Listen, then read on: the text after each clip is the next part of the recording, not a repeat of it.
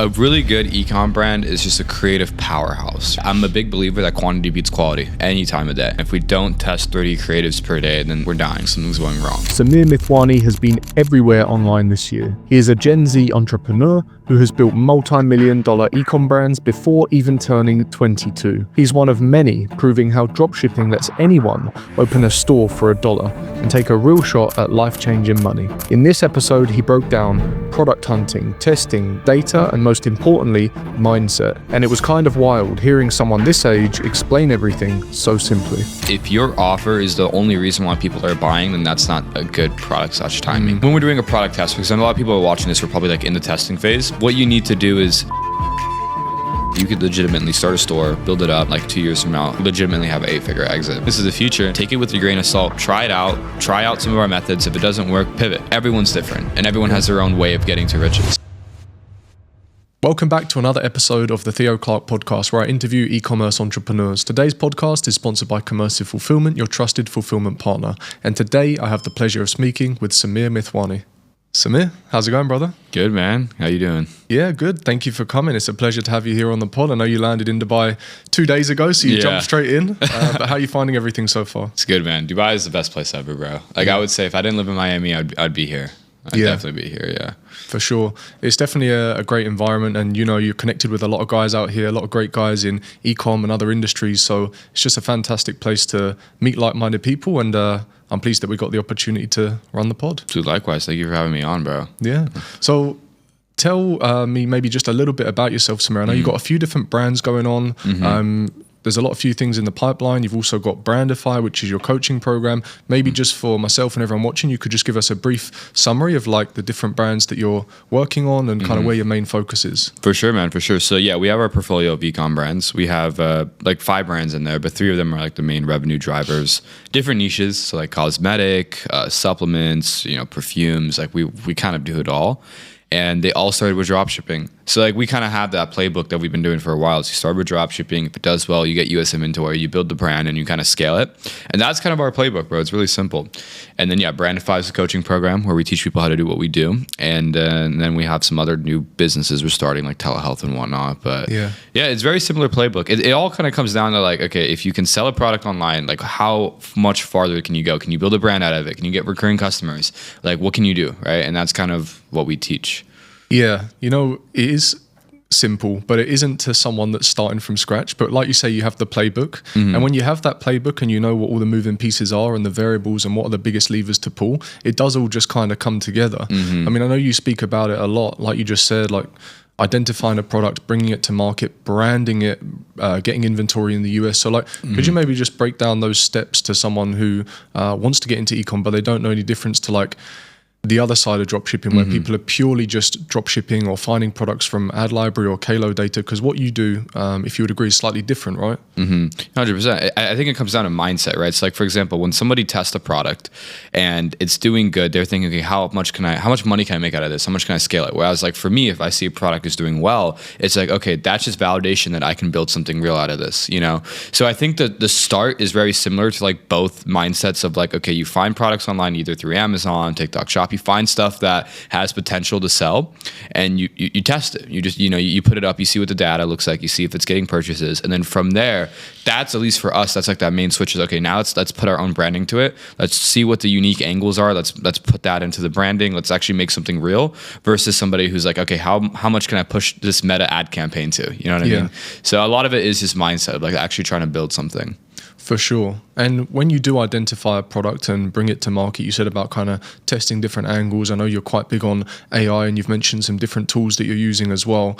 I don't know if this is outdated content that I saw, but I think you said you're testing around about 30 creatives a day. Is that for like one of the brands or all of them? It's all the brands. Yeah. So like we have a baseline. If we don't test 30 creatives per day, then like we're dying, like something's going wrong, right? And AI has been a huge help for that, bro. Like AI UGC, AI for making statics, AI's for like coming up with like the ICP and like market research. It's just been like monumentally important. Yeah, for sure. So how are you leveraging some of them tools then? I mean, you mentioned for copy and for things like that. Are there any specific tools that you would recommend? Yeah, for sure, man. I think a good one is we're not affiliated with any of these tools, by the way. I don't have any affiliate links or anything. So ArcAds has been great for AI creator. Like we've actually, I honestly think we've brought in over at this point now like $8 to $10 million in revenue from ArcAds videos, and that's like a majority of this year. Like we just pushed so many of them out.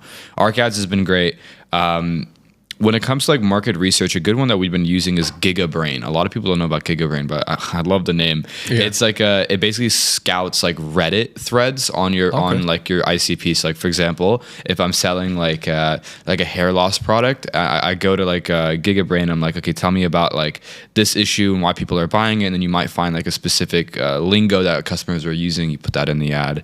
But those two alone are really good. Like you use GigaBrain for research, and then you do ArcAds for the actual creator. Scripting wise, we've honestly still kept it in house. Like I think when you use AI for scripting, it doesn't turn out too well. It turns out like a bot kind of. But just those two alone, now you have a whole creative team. You know what I mean? Like you just save so much time and money. I'll check out GigaBrain because Reddit is just like a gold mine for ICP research. Like I love using that. So I'll definitely check that out. And when you're testing sort of 30 creatives a day, I think you've mentioned as well, like these days it's not about so much what you're doing in the meta ad account. It's more about what the creative's doing and how it performs. So when you're bringing these tests to market, what is the approach there? Is it just to see what's working and then scale it, or how do you scale it? Yeah, so it comes down to what are the progressive results, right? So I'm big on, this is a great question, by the way. I'm big on progressively testing. That means that like if I'm testing a product, I'm doing 2 campaigns a day for like a week or 2 weeks, right? And a big reason for that is I'm a true believer that you don't win the customer, you win meta. Like I truly think that at the end of the day, if you launched an ad that was just like a static ad, it was, let's say, like a black background that says buy it, buy one, get one free, and Meta likes that ad for some reason, they're gonna push it out and you're gonna get like a $5 CPA. Like that's up to Meta. So the good way to kind of win over Meta is show it that you're constantly trying. That's why instead of just pushing everything out at once, we progressively will put 2 campaigns out a day. What that allows us to do as well is now we can see data. We have data slowly coming in, and then from the data, if we see, okay, this creative's doing well, let's make different iterations of this or try it in a different format. That's how you get like those quick wins, and then eventually now you're scaling. Got it. So it's not a case of just increasing budgets. Never increasing budgets. Like most people think. Yeah. Okay, so it's more so iterating the existing creatives, and I guess that's only got even easier with AI. So I guess if you pair those two things, like a good solid meta scaling strategy and constant creative iteration leveraging AI, you can move very quickly. I mean, what are 100%. Maybe some of the fastest growing stores you've seen, like, or even in your own experience, ones that you've maybe been able to grow? Are there any that have come through in like a real short amount of time? Yeah. So on my part, we've had stores grow super fast. I mean, when we started our men's wellness brand, it's been like 2 years now since we've had that brand. Like, dude, the second month we're doing like 500K a month, and we haven't gone under 500K a month since the start of the business. So crazy. Like that was very quick. It was very quick scaling. And one of the top videos for that brand was an ArcAds video, like ArcAds creator, which is really cool. Even off the perfume, like I've made millions off pheromone perfume, which is a very popular product in the Ecom market. And I first started selling pheromone perfume. It was back in like 2021. I had a store with my ex. Actually, I had a dropshipping store with my ex. Don't recommend it to anybody that's thinking about doing the business with their partner. It doesn't work well. But yeah, I mean, I've made millions off that product. It scales very fast. We actually have had like crazy student wins as well. I had a student hit 100K a day his 3rd month of doing ecom, and like, I'm like that. I was like, okay, are you doing it? Is it legal? Like, wait. that's more than what we preach, right? That's crazy. But yeah, I mean, at the end of the day, it's like if Meta is giving you good results, you could just scale up. I think a lot of people don't realize that, you know, if you're constantly putting creatives into the ad account, you have a good offer with good break-even CPAs, you can just keep scaling. Like, you know what I mean? And especially if you add some sort of like subscribe and save and stuff like that, now you're stacking recurring revenue, you can grow a really, really big business very fast. Yeah. And so why those particular brands that you currently own? Did something in particular make you want to go into that niche, into that industry? Was it just market fit and you tested it and it was working? Or is there something about, you know, supplements or perfumes that made you want to look into it further and start there? I like to look at products like it's just numbers to me, right? And the thing is, like, good products will have good data, but at the end of the day, the most important thing is timing, right? If somebody can't, the reason I'm open about like, oh, we sold some pheromone perfumes. I know some people watching this might be like, oh, let me go try and sell pheromone perfumes. You kind of missed the boat, buddy, right? Because the timing is very important. I think like good products do come and go, but it's the timing that you need to get down, right? So when we started in men's wellness, one of our SKUs was Shilajit initially, and we got into Shilajit way before a lot of other people, right? And we actually did that from going to China, and my supplier showed me some of the products, one of them being Shilajit, and we started it. That's why I'm going to China in 2 days again, so I can get the next Shilajit. But timing is huge, right? So I think a lot of people don't realize that when they go to like Calodata, for example, and they try and rip like the first product off at the top of the leaderboard, and they think, okay, if it's working for these people, it should work for me. You missed the timing, bro. You know what I mean? If you can get the timing down, that's where real money is made. And when you're selling a particular product, how do you know when to pivot or if you need to pivot? That's a good question. So if we've tested, let's say like over 30 to 40 creatives, and we've done what we can. Like at the end of the day, it's very like eyeballing. I used to have a more direct answer. Like, okay, after this much in spend, we have the 150 in the red rule that we used to preach as well, where it's like when you're 150 in the red, then you can stop. But my thing is, if a product is breaking even, I'm gonna keep testing it progressively until it completely dies out, and I'm like $150 to $200 in the red. But until that point, I'm gonna keep testing creatives to make it work, because I can't count the amount of times where something doesn't work initially, but then you keep going, and then it starts to work, and then it becomes a big brand.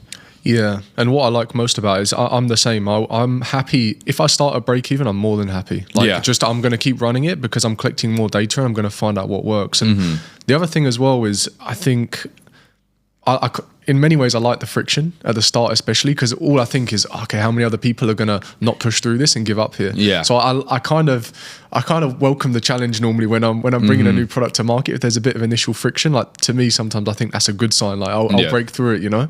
Yeah, 100%. I think that the thing with ecom, like if we're talking about like testing products, a lot of people don't realize, but some people just do get lucky. And I think like when people look at some of these case studies of people like testing a product 3 ROAS on the first day, scale to the moon, they don't realize that like that's not like how it is for everybody, you know? Like I've gotten lucky sometimes and sometimes I haven't. There's been times before where like I've tested a product, it doesn't work. I go to some ecom event, I meet a guy and he's like, oh, I'm running this product. I'm like, what the hell? I tested that shit. It didn't work for me. Yeah. And he's doing like 2 million a month with it. And I'm like, God damn it.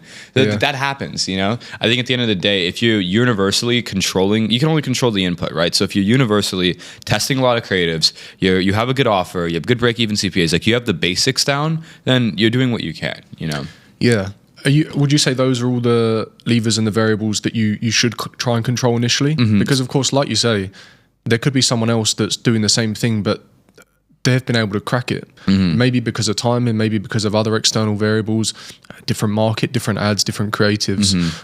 But would you say it's those few that you need to kind of control initially to get something off the ground? I completely agree. So if I had to break it down, the top of the leaderboard is going to be product and timing, right? That's obviously at the top. Under that, it would be creative for me. So a lot of people are subjective to where they'll put offer above creative. Now, my thing is if your offer is the only reason why people are buying, then that's not a good product / timing, right? Like I've seen people go into markets with these crazy offers, like buy 2, get 30 free and like this crazy stuff. And I'm like, dude, you're just selling to too warm of an audience to scale, you know? So again, product and timing at the top. Under that, we're looking at creative. So like that's like mostly creative volume rather than quality. I'm a big believer that quantity beats quality any time of day. So just quantity of creative, and then under that, obviously, is going to be offer. Yeah, I guess if you're so focused on the offer as well, someone else can just kind of outcompete you on price, right? Yeah, or what the offer that they're running. And how else can you prevent that? I know you're a big advocate of branding and, of course, like you said, taking custom stock into the US.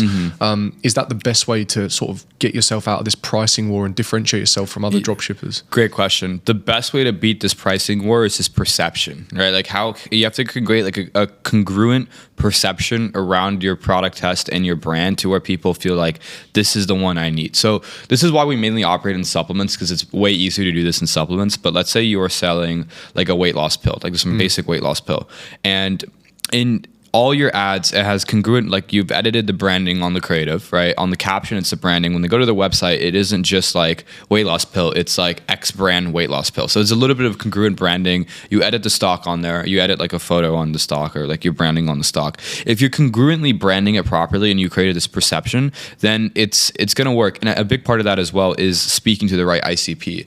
So for example, when a lot of people sell a weight loss pill, they'll be like, lose weight, but a lot of people that take weight loss pills, they kind of just want to reduce their blood sugar levels, or they might have other external things they're trying to solve. If you could speak to that issue to them and add your branding on top of it, that's how you win the sale, Attention e-commerce sellers. If high shipping costs, slow delivery times and customer complaints are eating into your margins, then you may already know that these things can freeze your payment processes and drive your cost per acquisition through the roof, limiting your growth. That's where today's sponsor, Commercive, can help. They streamline everything from manufacturing to global fulfillment with 5 to 10 day shipping to over 65 countries worldwide, same day processing and even USA warehousing for brands that need it. There are no hidden fees, just fast, reliable logistics and a dedicated WhatsApp support team available to keep you updated in real time. Hundreds of sellers have already switched to Commercive, saving tens of thousands on COGS and shipping, and finally scaling without the headaches. So if you're still relying on outdated agents and overpriced fulfillment partners, it's time to upgrade. Head to commercive.co or click the link in the video description to get your free quote and find out how much you could be saving. Yeah, no, I really like that. And I was hoping you might say something similar, because I've always said, well, what I like to, the approach I like to take is when building a brand to try and become like a micro authority within that niche, like find the opportunity, leverage the ICP or multiple ICPs, and then have consistency throughout the funnel, like what you said, from the ad to the landing page to the product itself. And if you add branding, you add even more perceived value, right? So then you can justify a higher price point. And I think that's how you, at least in my opinion, and like what you've said, separate yourself from people that are selling at a lower price. Because as you'll know, a lot of the time people will sell, and you provide an example in your one of your videos I watched, people will sell the same product that other people can buy on Amazon. But if you brand it correctly and you know how to speak to your ICP, people are willing to pay more for the brand and accept a longer shipping time because it's coming from China as opposed to locally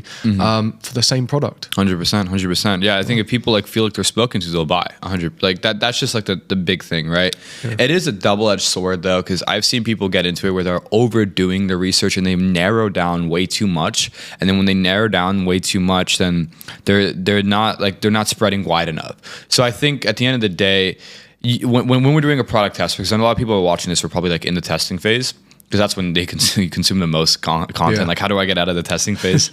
I think what you need to do is you need to kind of have best of both worlds. So like you do test like deeply, like in terms of like, okay, I'm speaking to this person, I'm gonna hit this specific angle, but you also go a little bit broader. So you try other stuff like statics that are more broad and stuff like that. That definitely is like the best balance in my opinion.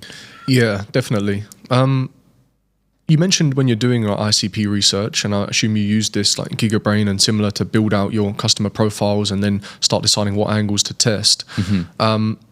What does that process actually look like then? Like, let's say you found a product, let's say you've done your ICP research, you're building out your creatives. Would you then create dedicated landers for specific ICPs, or like how would you kind of set up that structure? It's a great question. It's always on the creative level first. So we don't touch on landing pages or add listicles or any stuff like that until we've validated it on a creative level.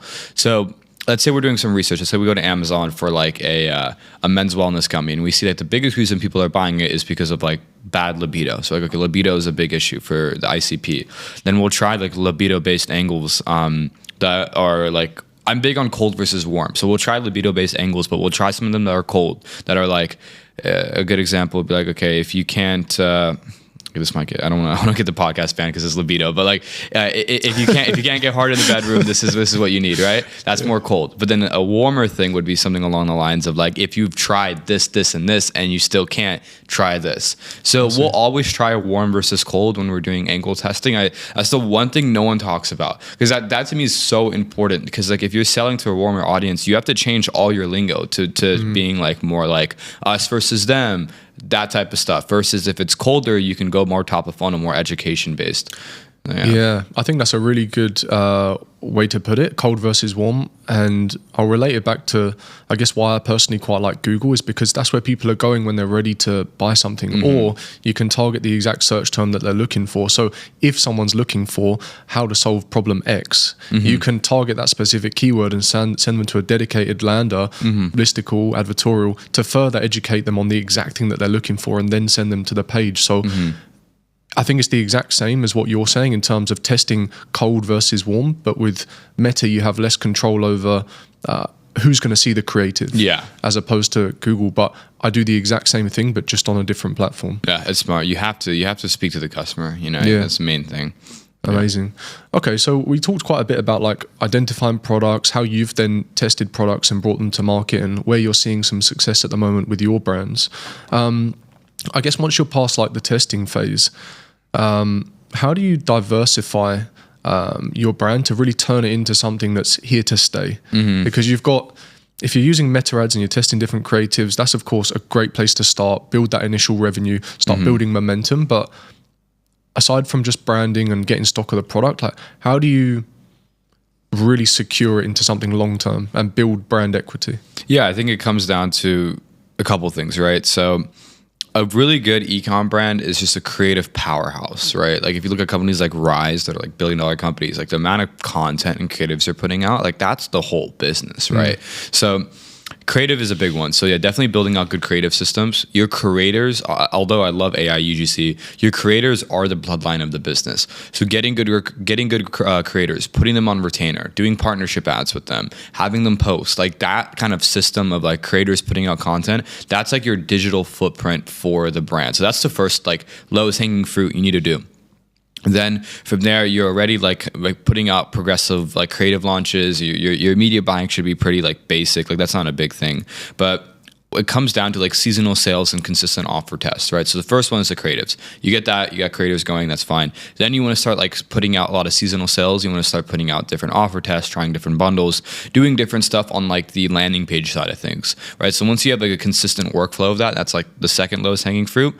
And then the third, honestly, is like how do we just like always taking swings, right? Like in ecom, when I look at one of my brands, I'll put it like this. When I look at one of my brands, I know we're losing when we're not testing, right? So if I don't see us testing like new offers, new creatives, new things, subscription funnels, this, that, then I know shit's not going well. So when you're always testing new things, example being like subscription funnels and whatnot, that's how you have to continuously keep like driving the boat, right? And that's really it. I mean, if you keep adding stuff on top of it, you'll end up looking back and being like, damn, I ended up just building like a really good business, like a really good brand. A lot of it just kind of happens in the moment.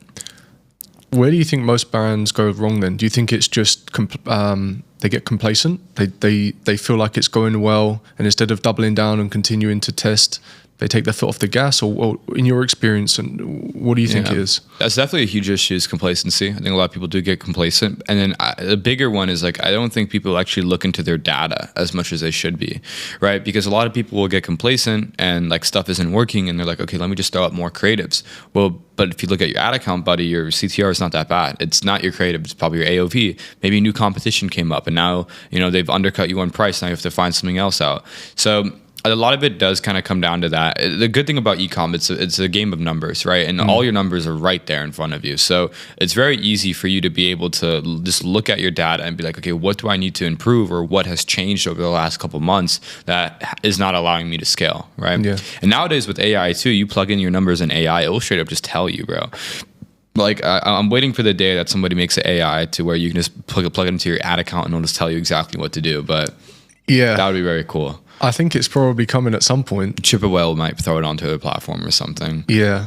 They kind of tried it with Mobi. I don't know if you've seen that, but it sucks, bro. Yeah, it's horrible. Yeah. There are a few different plugins and different like dedicated AI tools for Google. I don't know about Meta, but like you said, Triplewell tried one. I think it will come, and I think that's the way that Meta and Google are kind of taking things anyway with like their AI implementations, things that they're adding in at like campaign level and stuff like that. So it probably will go that way. But then you always have to wonder, if you're trusting a tool that's been created by the person that you're paying, i.e. Meta, to run the ads, then I don't know, I guess maybe it's just more of a conspiracy, but like, does it actually have your best interest, or is it to squeeze more money out of you as an advertiser? Yeah, it's a good point, because whenever I talk to like a meta rep that gives us suggestions, it's always bullshit. Yeah. Bro. They're always to spend more, and I'm like, yeah, of course you're gonna say that. And I actually validated that theory because I found out that most of these meta reps they hire, or even TikTok's reps as well, they're ex sales reps. So they were sales reps for another company, and they just told them, okay, you're gonna sell our clients to spend more, basically. So yeah, it's just a game we play. I think Google do the same. You know, someone will be like, oh, I hopped on with a rep and they told me to do this and that. Shall I do it? I'm like, no, probably not. Like, I wouldn't do any of those things, you know?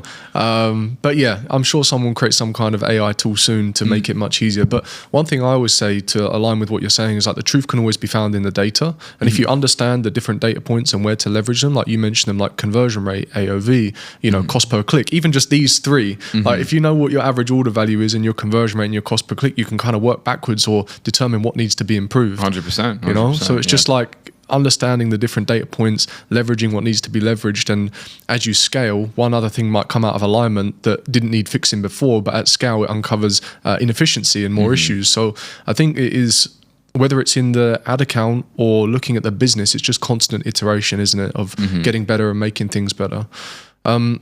You did touch on, like, briefly the word listicles and advertorials. Do you test them much, or do you prefer just sending straight to product page? I don't test them that much, to be honest. Like we're not like too focused on that because I haven't seen it do a huge difference.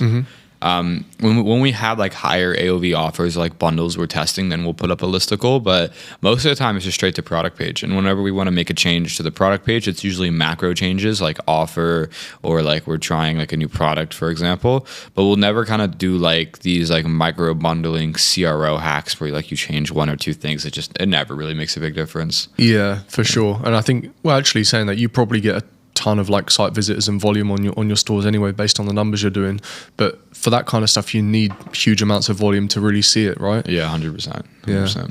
Okay, interesting. I know some people are really big on like advertorials and listicles. Some just say, like what you just said, we get the same result for going straight to the product page. Yeah. But do you iterate the product page more so to speak to the ICP? I know you said you start at a creative level, but would you still modify the product page to be in alignment with what you're seeing in the ad, or do you just have like one? Like a bit. I'm not too focused on product page, and I think the main reason for that is like we've realized that a lot of the people that are gonna buy, they're gonna buy before they even get to the product page. Like we've noticed, like if you look at heat maps, if you really like nerd out on the data, you'll see that like the people that are buying, like a lot of the customer journeys is like they'll see the ad, they'll go to the product page, they quickly will hop off, and they'll see the ad again, see an ad again, and then eventually they go to the product page, and within like a couple seconds they've bought. They really don't spend that much time on you know, looking through it, scrolling. Like it's very rare for someone to do that. So our thing was like everything is done on the creative level, and if we can just nail that down on the offer side of things, is only thing that matters on the product page, then it's fine. That's the game we play. Yeah.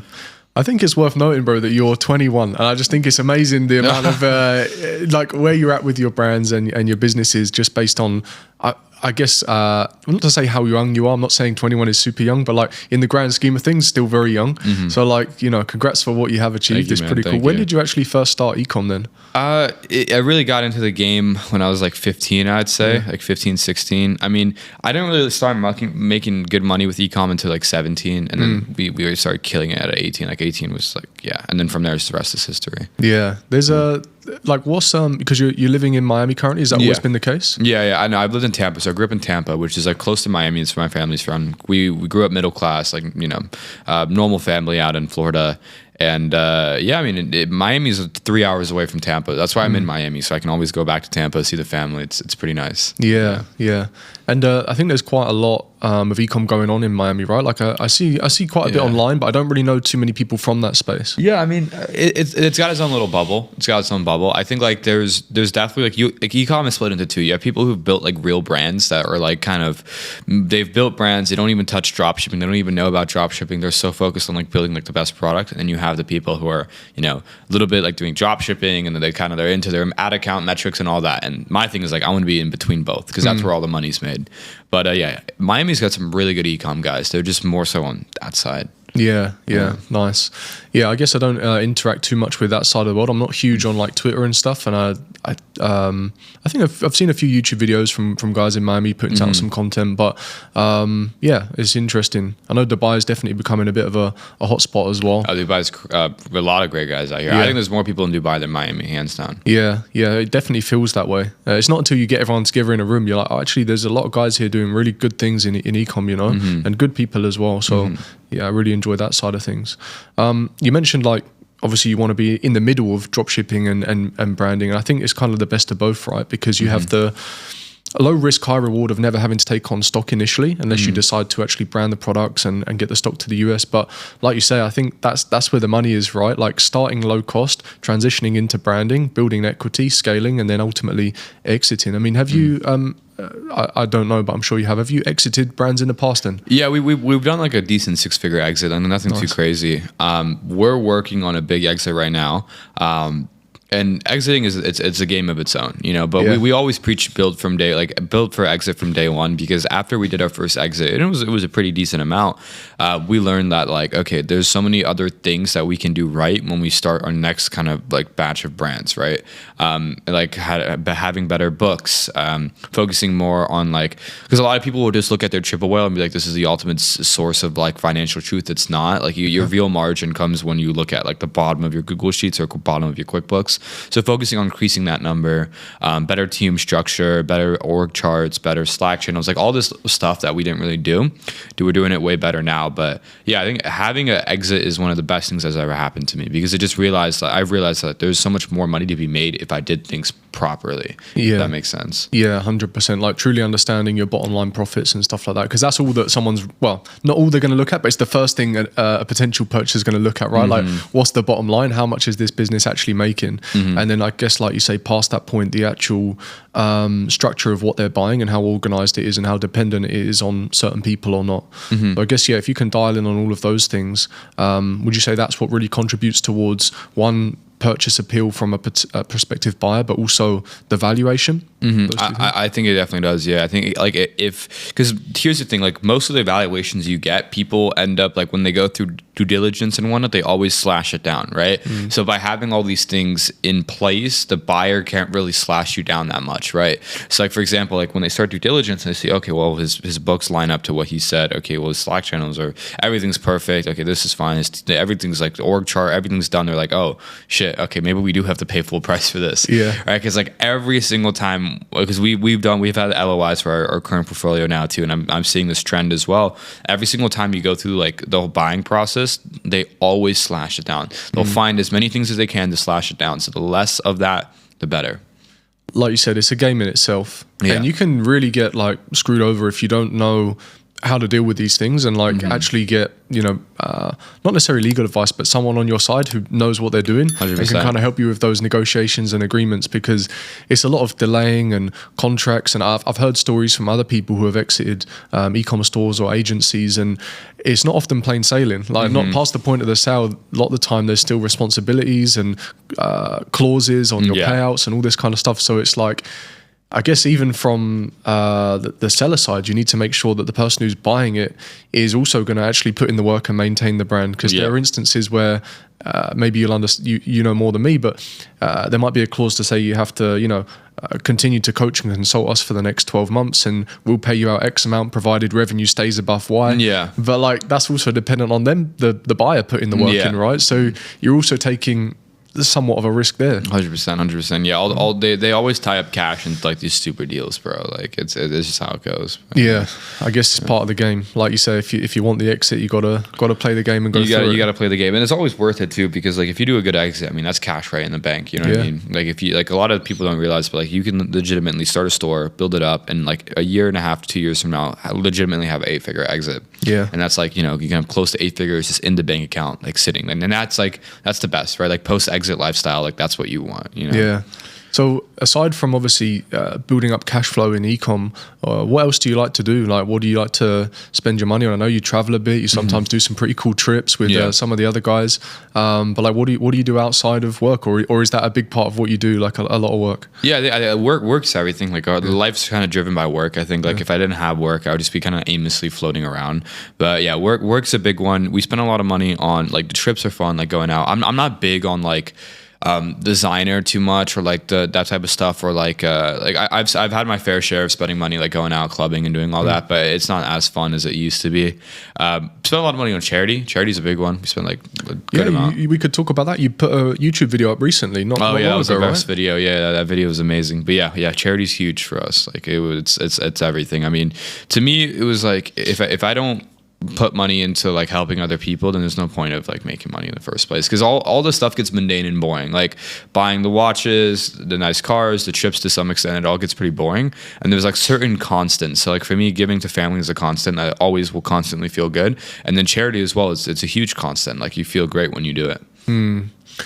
How do you continue to keep pushing forward? And I guess you kind of just answered it there. If the material things are boring, and they get boring, quite quickly, and it more so becomes about what you can provide to other people, is that the thing that keeps you pushing forward? Is it about what you can do for others, or do you see it more like almost like a game where it's like, well, I know I can do more, so I'm going to do more? It's the second one, 100%. It's kind of like, how far can we get? You know what I mean? And I think I've had this thing this year where it was like, there was certain points where I'm like, I don't even feel like working, bro. Like I've done so much, and like, and the thing is, it's like people will tell you like, oh man, you're killing it. You don't have to keep going, and it's like, you kind of get bored.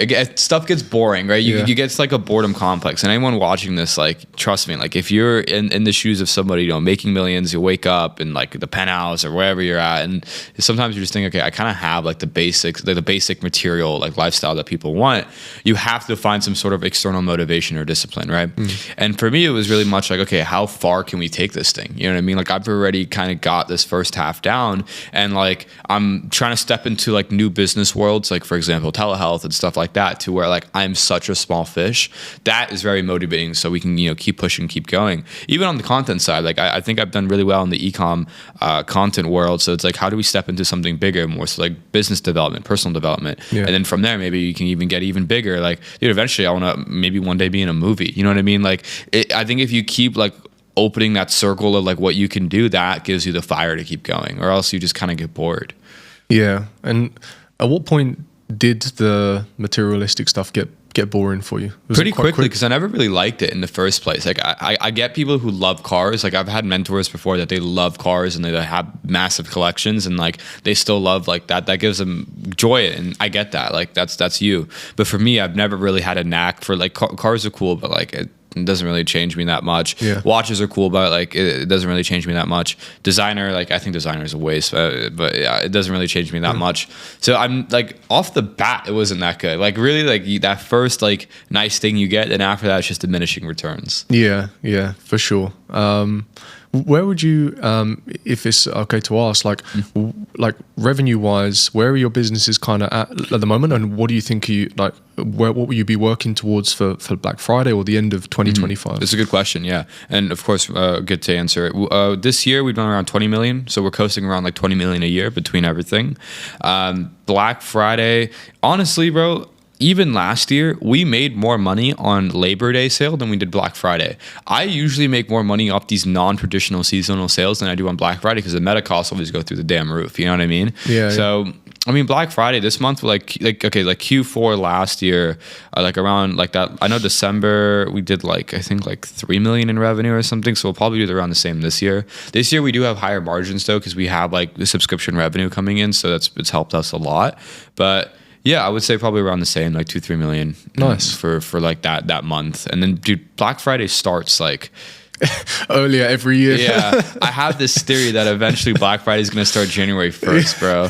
Dude, some people even run like Black Friday in March. Like they'll just say like early Black Friday, like super early Black Friday. It's crazy, bro. It's kind of lost its like, pizzazz, but yeah, I mean, the seasonal sales are great, but if anybody watching this, if you have an ecom store, unconventional seasonal sales will always do better. So a good example one of my friends gave me, who does private equity in ecom, told me that he has, like, there was this one brand in the portfolio that was selling like dog chains. Like it was selling, and the ICP was mostly like post-military veterans and whatnot. Okay. And their best sale isn't Black Friday. It isn't any of these sales. It's a D-Day remembrance sale. So D-Day was like a famous battle that happened in the U.S. And it's like a D-Day remembrance sale, 2 weeks, like half off everything. And that sale is that those 2 weeks are the highest revenue 2 weeks they have for the whole entire year. Yeah. So stuff like that, if you can find it for your brand, like if you're selling a skincare product, like Eczema Awareness Month, stuff like that, dude, it's prints, bro. It does so well.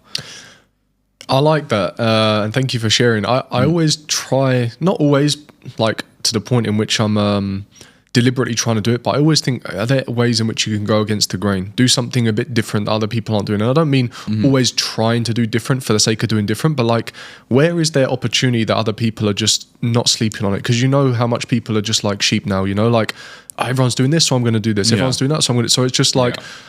Not to try and be like an inventor or I guess all I'm trying to say is I always try to think a little bit outside the box. Yeah. Like, where is there opportunity where other people are just sleeping on it? And I guess that's a perfect example. And do any other things come to mind aside from specific sales? Are there a few things where you're like, this is a hot take and like no one's even talking about it? No, yeah, there's a couple, right? So in ecom, definitely sales are at the top. Another one I would say, hot take that no one is talking about.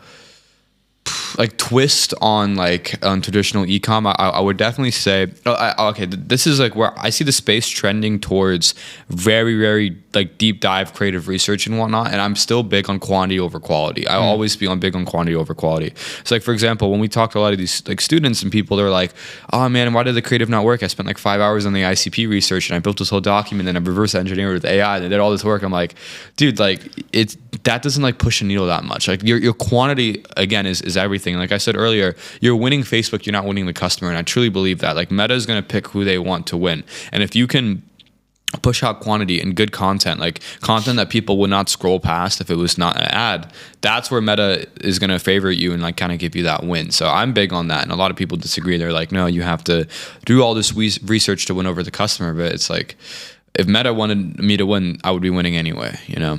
Yeah. I often say something similar.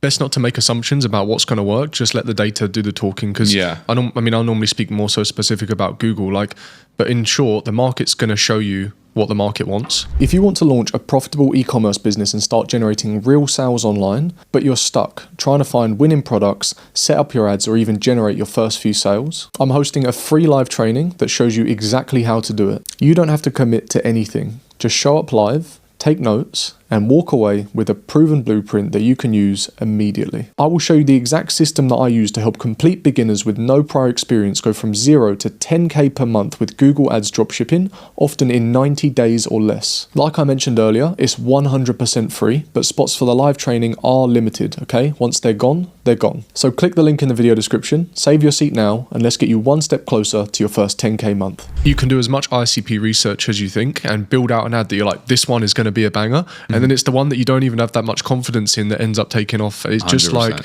you know, not always, but like a lot of the time, I think the best thing to do is just not make any assumptions and assume you know what the market wants. Do the research, understand your ICP, but then you need to leave it to the creatives because you'll soon find out what's working, you know? 100%. I mean, like when you make data-driven decisions, you get groundbreaking results. And that's like the basis of like e-com scaling. Like as long as you can read data and you can apply it, like you're going to do well. You're going to do really well. And I think a lot of people overlook that. Like that's the first thing that we teach people is like, how do you read the data? What does the data say? And how can you apply it? Right. And how do you not get like too caught up in the data? Because a lot of people get too caught up where they're like, my CPM increased by 30% this week. I'm going to go like everything's going to burn down. Like, okay, no, it's fine. You know, stuff like that happens. Just keep doing, you know, creatives, keep testing offers and you should be fine. Yeah, definitely. And I think if that's one thing one key thing I've taken from this conversation, it's quantity and of course with that iteration and just like always understanding the data and your numbers and what the next steps are.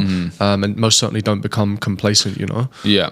I mean, ecom, like again, like it's just like for at least what we see is a creative game. You know what I mean? A lot of times it's creatives because you're putting out ads and you're getting results, and then from there you make better ads, and that's just really it. And eventually, sometimes you have to switch the funnel, tweak up stuff so the scale doesn't go down. But that's genuinely how it looks like. And like obviously, some brands are doing it at a higher scale, some brands aren't. But as long as you follow that as your baseline when building the business, it gives you the ability to do other stuff, right? So like for us right now this year, it's been big on subscription. So testing all these different subscription styles, like the Primal Queen style, that's like really good. The Rise model style where they do that, like a normal sub and save. Testing like funnelish kind of styles as well, like more like OG Neutral stuff. That was like a big test that we did this year, but that didn't take away from the fact that we were still pushing out creatives. We were still pushing out like unique offers, seasonal sales. Like that baseline stuff needs to stay there in order for the business to stay consistent. For sure. I think it's clear that you have systems in place. And well, at least from the way you talk, it seems like there's quite a lot of structure in your businesses, which I'd imagine you need to be if you're going to do, 20 mil a year collectively. I think for a lot of people, that's also quite a difficult thing to do, is to systemize things, is to bring in team members, is to know how and what to pay people and where to get certain talent from.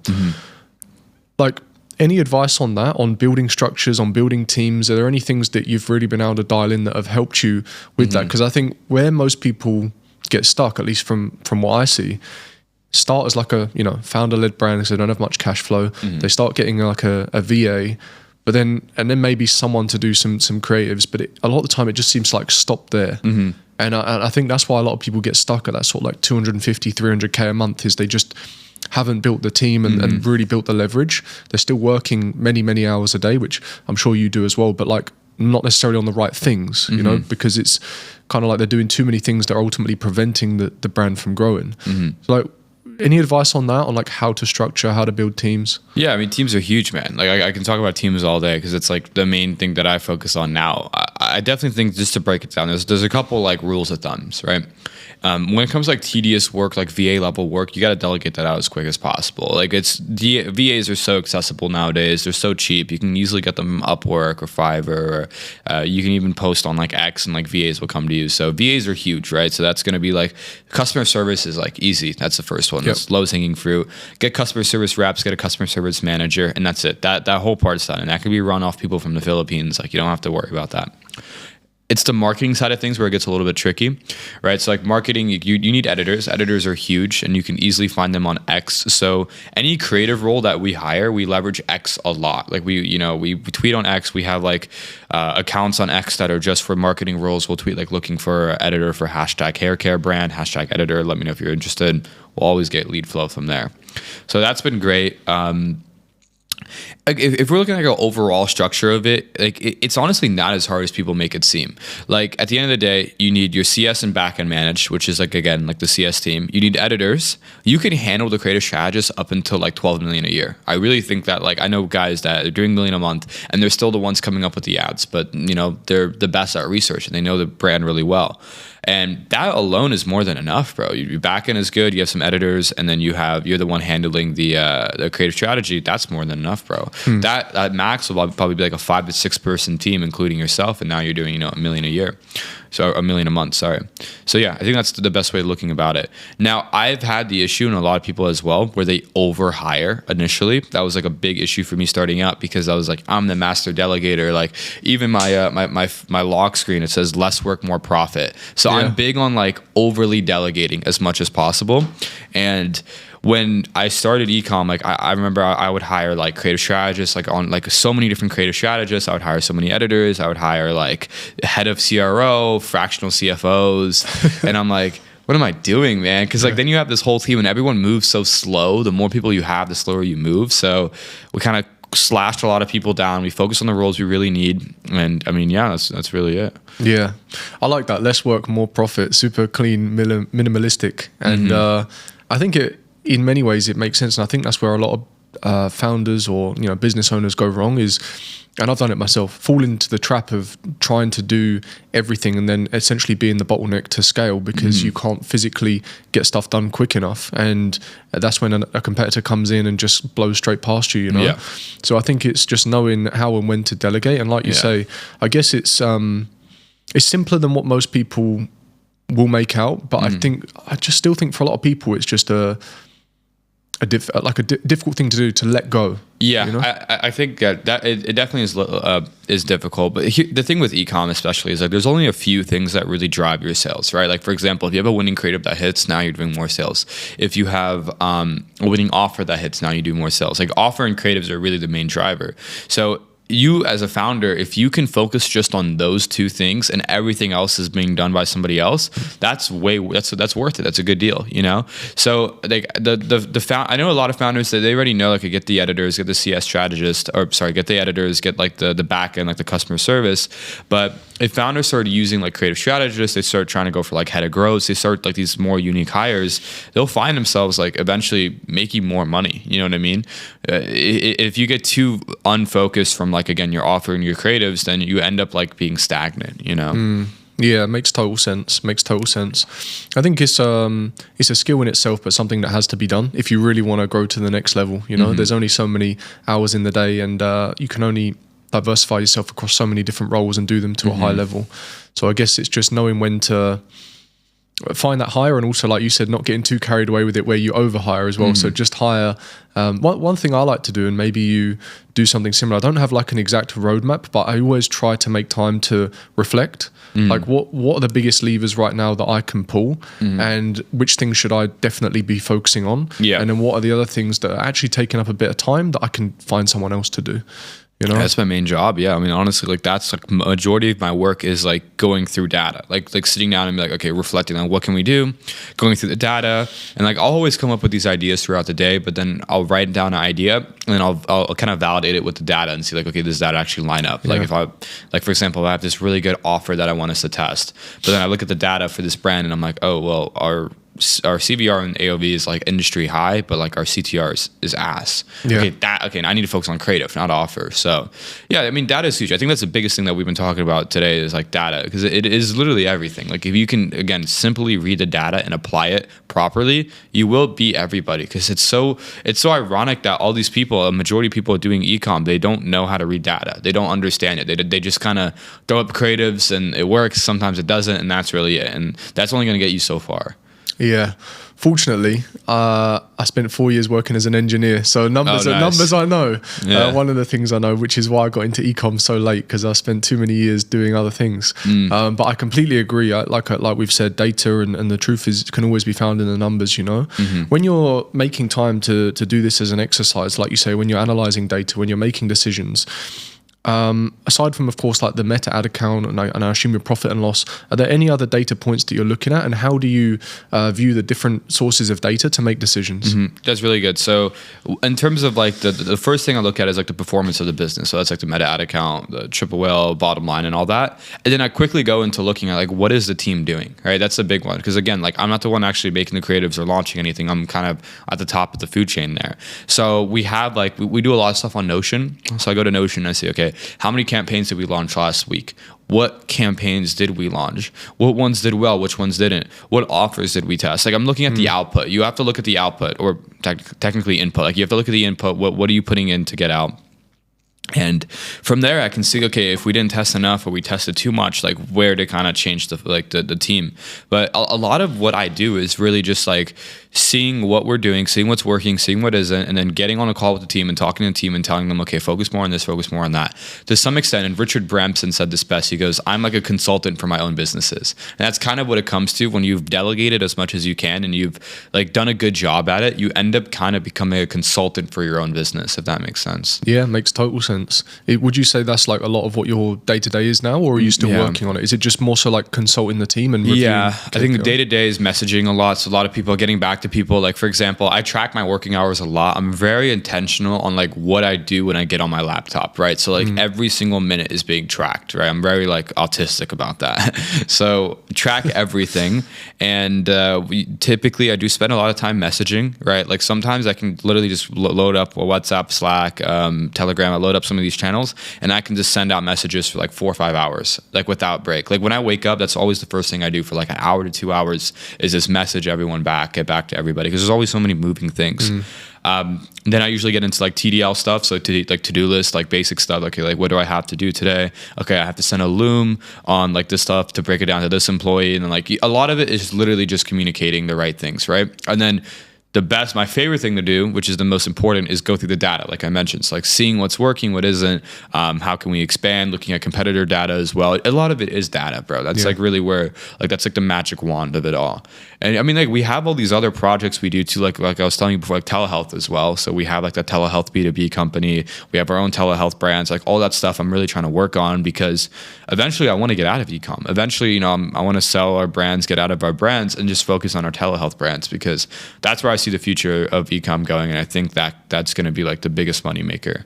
Yeah. Could you tell me a bit more about that? Like telehealth, like what it is, how it works, and what you're working towards? Yeah. So telehealth is just a part of ecom, right? So for a lot of people know like Hims and Hers, right? With like the doctor back end, it's like you're just selling medicine. So Hims is $1 billion company. Everybody knows Hims. Yeah. Hims dropships, bro.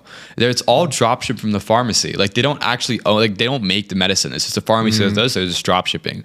So when you look at like these type of businesses, it's ecom, it's the same distribution channel being like Meta and all this stuff. It's just a little bit of a different backend, right? So when you get an ad for Hims and you go to Hims or Blue Chew or whatever, like large known telehealth business that people know, you go to their website, it's a product page, very simple stuff. And instead of it just being like a Shopify checkout or a checkout, you go through like an intake form. So it's like they ask you questions and whatnot. After they get all your data, you then you check out. It's just an extra step, kind of like a quiz funnel. And then from there, the order gets sent to like a pharmacy. The pharmacy approves it and then ships it out to the customer. So again, it's just like drop shipping with the extra step, and you're selling medicine. The reason I like this a lot is because medicine works, bro. Like for example, if you're like buying like GLPs, right? So GLPs like Ozempic and all this stuff has become very popular. It works very well, bro, like very well. But then you go to TikTok Shop and you see like these GLP patches and these other products. Those don't work. The thing that works is the medicine. And at the end of the day, like the retention on medicine is insane because people actually stick with it. You know, you can go to the extent of even, you know, selling TRT online. There's brands that, you know, sell TRT that make millions a week with TRT, like not even a month, a week. So the industry is huge and the multiples are great. I just think it's the future of it. And people are not going to the pharmacy as much, not going to the doctor as much. It's all happening online. So that's why I went into this industry. We purchased a B2B company that is like the Shopify for telehealth. We haven't pushed it out. It's my first time mentioning it. We haven't pushed it out at all because I want my own in-house brands to work and then we'll push it out. But yeah, I think this is the future. And eventually I want to get out of e-com completely and just focus on this. And to me, it's the best. Exciting, bro. So if I'm understanding correctly, then you would essentially do the same thing, drop ship on behalf of pharmacies? You would create like an agreement with the pharmacy, have your own branding. Is that how it works? Yeah. So it's your own branding. It's agreement with the pharmacy. It's like the pharmacy is like the manufacturer. That's the thing. And there's like the doctor is in between, right? So again, you have the intake form. The customer goes to the intake form. Once they purchase and they get approved, and then the med is shipped right to them, right? There's obviously like little extra steps. Like for example, there's what we call a patient portal to, instead of like a customer service, like email back and forth, the patient actually has like a custom portal where they can talk directly to the doctor, right? So a lot of like extra shit like that is like obviously new, but at the end of the day, if you can crack it, to me it's the best. It's totally the best. I think you've done it again. You've taken like the what everyone else is doing with like Kalo data and supplements, flipped it on its head, and like, how can I turn this into like a real long-term brand? At least that's 100%. How it seems from the way you're describing it. 100%, dude. It's all long-term, right? Because like when it comes to like the medicine stuff, it's LTV based, right? So if a customer buys, you're not going to make money for the first couple months because the CACs are obviously high in medical, but you'll make money year 2, year 3. So it's one of those things where you just have to keep acquiring, keep going, and then it'll work. But eventually we'll launch the B2B side. We'll bring people to it. I mean, the audience will definitely help with that. But I do think a lot of people should get into the telehealth game, look into getting into it because it's very new. It's very growing. Yeah, amazing. Well, I think that's probably about it for today's conversation. We've been talking for around about an hour. Nice. Any sort of Well, first of all, I want to say thank you for coming on, first of all. It's been an absolute pleasure learning a bit more about yourself, your experience and your businesses. And thank you for sharing as well. Like I say, not to keep highlighting your age, but in my eyes, because I'm not getting older, but I'm 29. So everyone that's younger than 21 is young to me now. So to be 21 and to have done the things you've done and continue kind of growing in the space and to hear the goals that you've got, it's always very inspiring and also just great to hear, your side of things and what it is you're working on. So thank you for sharing that. Thank you. And in terms of like today's podcast, what we've spoken about. Any closing thoughts maybe, or just to summarize some take homes from the things that we've spoken about? Yeah, I think this was a pretty higher level podcast. So assuming most of the people that got to the end know about Ecom already and stuff, I think the basis of it is like, just don't overcomplicate it. The issue with education at the end of the day is it does become constricting to where if like, and I've been in this boat before where I'll watch too much content and like have too many different like ways of doing something. And then I just slow down. I don't really focus that much because there's just so many things going on in my head. I think when people watch this type of content, take it with a grain of salt, because what might work for you is different from us. Like I cannot count the amount of times I've met somebody who scaled a product with a different method or a different way versus what I preach and what I teach. So I think at the end of the day, take it with a grain of salt, try it out, try out some of our methods. If it doesn't work, pivot. You know what I mean? Like everyone's different and everyone has their own way of getting to riches. So yeah. I think that's a really important note, actually, just to add a little bit of context there, because we're always just speaking from experience. And that's the only thing we can do, right? Is speak about what has worked for us and the other people that we've worked with. I may have slightly different experience to you, but we align on many things, which is like branding, building equity, building something long-term. So at least we have that we can kind of share on, but even still from different perspectives, you're talking about meta, creative testing, pushing to product pages. I'm talking about Google, high ticket, using listicles and advertorials. So like we all have our own way of doing things. And like you say, there's not only one way to do things. So 100%. I think that's a great note to end on. Like, take it with a pinch of salt, take it with a grain of salt, like do your own research, test, and find what works for you. 100%, man. 100%. Yeah. Well, Saamir, thank you very much for coming on. It's been an absolute pleasure. Appreciate it. Really appreciate your time. Yeah, thank you, man. It's been great.